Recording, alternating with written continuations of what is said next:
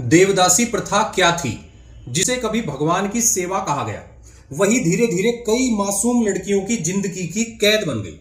देवदासी शब्द का अर्थ था देवता की दासी। शुरुआत में इसका संबंध मंदिर, भक्ति, नृत्य और संगीत से था। कई देवदासियां मंदिरों में पूजा पर्वों में भाग लेती थी। वे नृत्य करती थी, संगीत गाती थी और मंदिर की सांस्कृतिक परंपरा को जीवित रखती थी।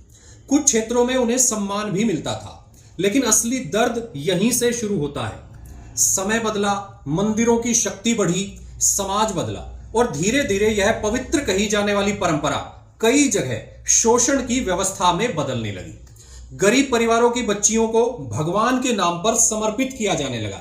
बाहर से कहा गया कि यह भक्ति है, लेकिन अंदर से उनसे उनका बचपन, उनकी पसंद, उनका विवाह और उनकी स्वतंत्र जिंदगी छीनी जाने लगी। धीरे धीरे देव सेवा के नाम पर उनका शरीर, उनका श्रम और उनकी पूरी जिंदगी दूसरों के नियंत्रण में चली गई। नाम था धर्म का, भाषा थी भक्ति की, लेकिन कई लड़कियों के हिस्से में आया डर, मजबूरी, अपमान और शोषण। और सबसे चौंकाने वाली बात, समाज ने लंबे समय तक इसे परंपरा कहकर स्वीकार किया। दक्षिण भारत की कई नृत्य परंपराओं का संबंध देवदासी व्यवस्था से रहा।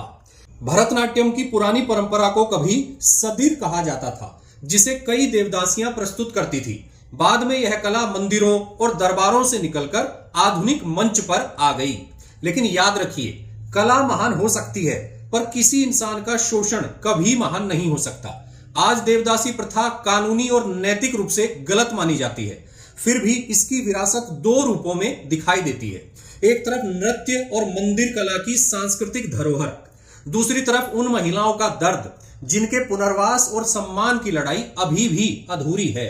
देवदासी प्रथा हमें सिखाती है कि भक्ति तभी पवित्र है जब उसमें इंसान की गरिमा, आजादी और सम्मान सुरक्षित रहे।